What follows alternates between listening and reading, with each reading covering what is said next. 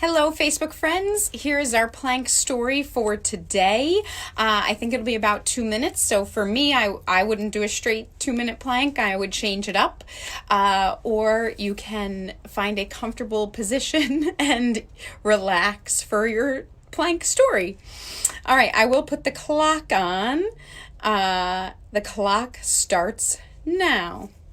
So as a hobby, Matt and I have 2 honeybee hives, and if all goes according to plan, we will get our 2 new hives because they did not make it through the winter, so we'll get them on Sunday. So I thought I would share one of my favorite honeybee stories. Very early on, when we first started raising bees, I had gone out to do some work on the hive, and I was dressed in my gear, and I finished what I had to do, and I took all my gear off and realized that I'd forgotten to change this one piece of wood that sits at the front of the hive. And I thought, well, I don't need any of my gear on to do that. I'm not even opening the hive. I'll be in and out in a second. It won't be a problem. And when I pulled the piece of wood out, the bees came out, including all the guard bees, and one stuck me on the finger. And because I am slightly dramatic and a big baby, you would have thought I'd been shot at war. I fell to my knees, I threw the piece of wood in the air, and I said to Matt, "Finish the job, man."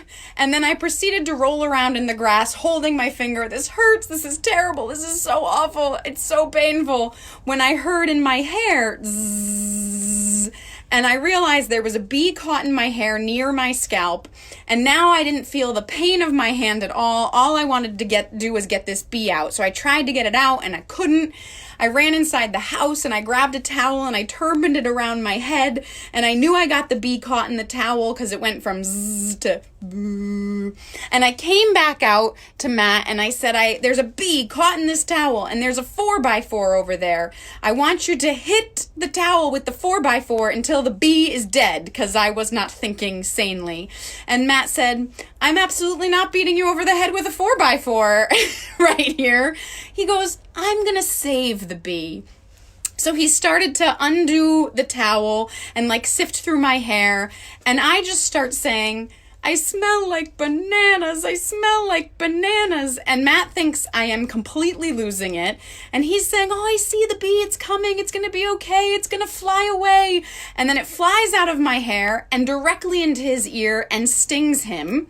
And that is well over 2 minutes, so if you want to stop planking, you can. So, in the end, we didn't save the bee, because when honeybees sting you, they die, so it died anyway. And I also was not crazy, because when honeybees sting you, what I knew that Matt didn't know at the time is that bees release a pheromone that smells like bananas, so all the other bees know this is the evil person to go and sting. So I knew that I smelled like bananas, and this little bee was going to be after me.